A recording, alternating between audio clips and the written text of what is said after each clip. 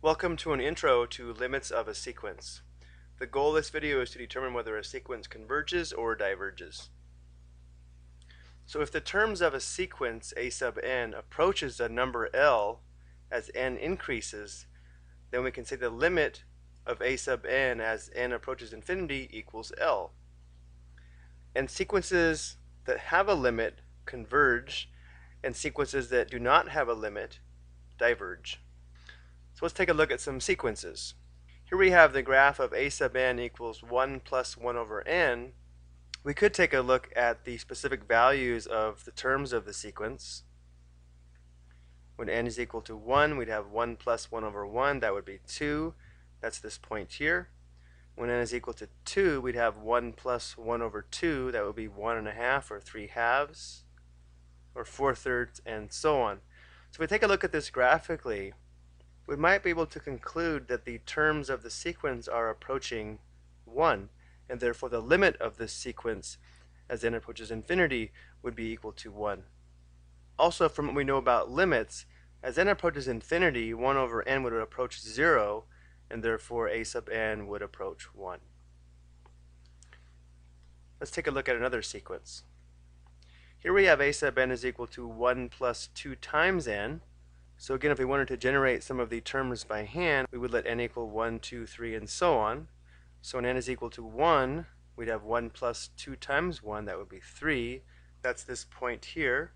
When n is 2, we'd have 1 plus 2 times 2, that would be 1 plus 4, or 5. The second point here represents that term. And then when n is 3, we'd have 1 plus 6, or a sub 3 equals 7, as we see here. So notice that as n increases, the value of the terms increase as well. So it would appear that the limit as a sub n as n approaches infinity would approach infinity and therefore does not exist. So we would say that this sequence diverges. It's also true that if a sequence is always increasing or always decreasing, it's called a monotonic sequence. Let's go and take a look at one more sequence before we look at another definition. Here we have a sub n is equal to 2 times negative 1 to the power of n divided by n. Notice as n takes on the value of 1, 2, 3, and so on, it's going to alternate whether it's positive or negative based upon the power on negative 1. So this is called an alternating sequence. Let's go ahead and generate the first 2 or 3 terms. If n is equal to 1, we'd have 2 times negative 1 to the first. So we'd have negative 2 divided by positive 1. So when n is 1, we'd have a sub n equal to negative 2. That's this point here. When n is equal to 2, this will be a positive 1 now, so we'll have 2 times 1 divided by 2. That would give us 1. That's this point here. Let's go and take a look at one more. When n is equal to 3, we have negative 1 to the third. That'd be negative 1 times 2. That's negative 2 divided by positive 3. So we'd have negative 2/3, and that's that point right here. As n approaches infinity, it does look like these terms will approach 0. So therefore it appears the limit of a sub n as n approaches infinity would equal 0, and therefore we could say the sequence converges. Let's take a look at a more formal way to determine the limit of a sequence. If the limit as x approaches infinity of f of x is equal to L, and f of n is equal to a sub n, then the limit of a sub n as n approaches infinity is equal to L. So what this is telling us is if we can define a function in terms of x, where f of n is equal to the formula for the sequence, and the limit of the function is equal to L, then the limit of the sequence is also equal to L as n approaches infinity. And it's also true that if the limit as n approaches infinity of the absolute value of a sub n is equal to 0, then so is the limit of a sub n as n approaches infinity. Let's go and take a look at a few more examples to determine the limit of a sequence. Here we have a sub n is equal to 3n minus 2 divided by n minus 1. So if we let f of x equal 3x minus 2 divided by x minus 1, notice that f of n would equal a sub n. So that means if we take the limit of the function as x approaches infinity, it will tell us the limit of the sequence as n approaches infinity. Well, this should be review.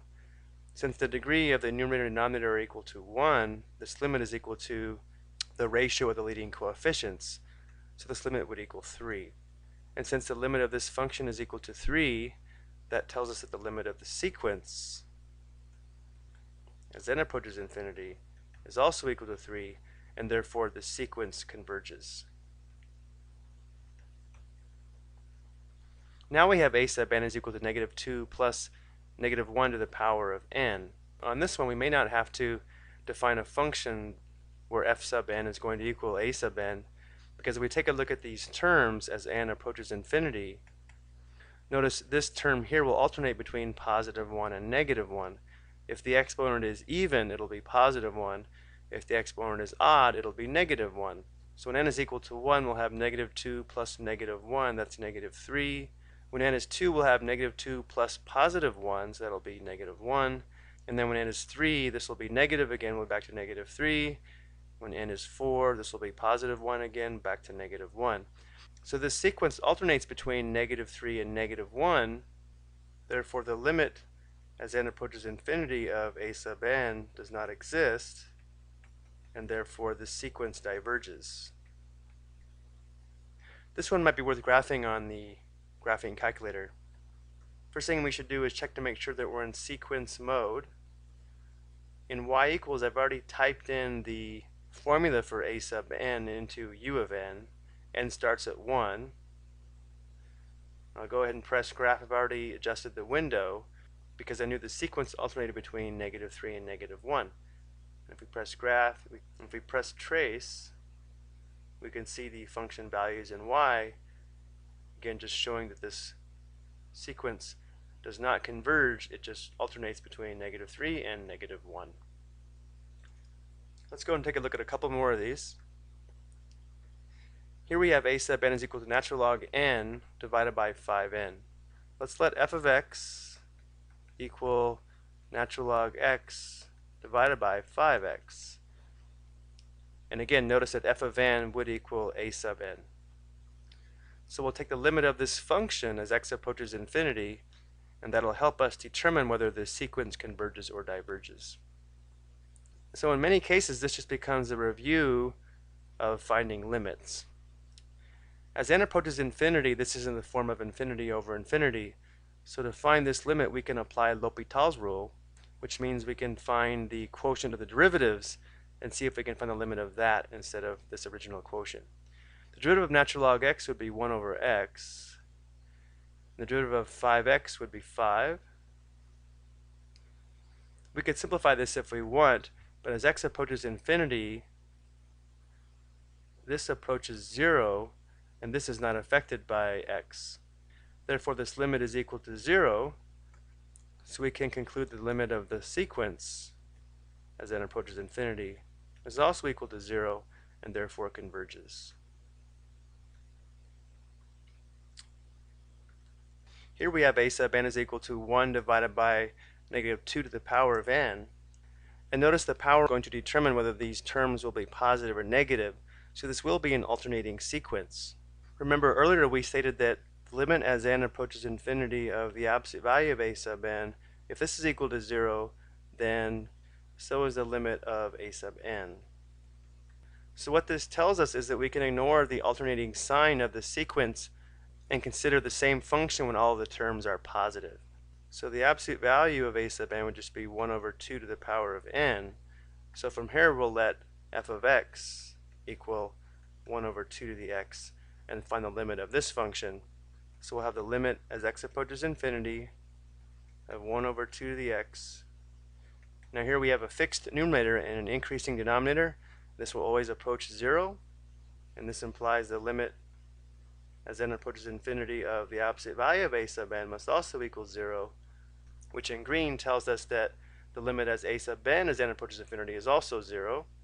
Therefore, this sequence converges.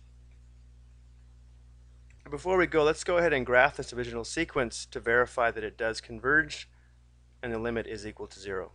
So go back to the graphing calculator, press y equals, and we'll type in our formula here. So we'll have 1 divided by, we're going to type in the original sequence, so negative 2 to the power of n enter. Now let's go ahead and adjust our windows. Notice when n is equal to 1, we have -1/2. When n is equal to 2, we have 1/4. So we're going to have to adjust the scale on the y-axis. Let's set our y minimum to -0.5 and our y maximum to +0.5. Let's go ahead and press graph. It might be hard to see these points, but this sequence converges to 0 fairly quickly. If we press trace and then right arrow, you can see that the y values get small very, very quickly. And here it looks like it's at 0, but we can tell by these y values that it's not, but it is approaching 0 very quickly. Okay, that's going to do it for this video. I hope you found it helpful.